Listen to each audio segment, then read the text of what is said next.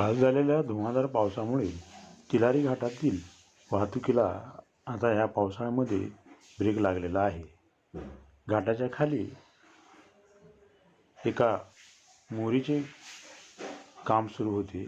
मोरी वजा पूल अशा पुलावर गेले 4-5 महिने हे पुलाचे काम नव्याने सुरू झालेले होते आणि पुलाजवळून पर्यायी रस्ता काढून देण्यात आला होता आणि या रस्त्यावरून बसेसची वाहतूक सुरू होती.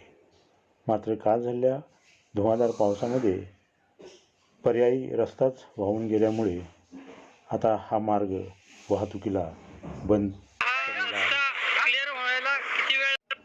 तिलारी घाटातून गोवा आणि सिंधुदुर्ग जवळ मार्ग असल्यामुळे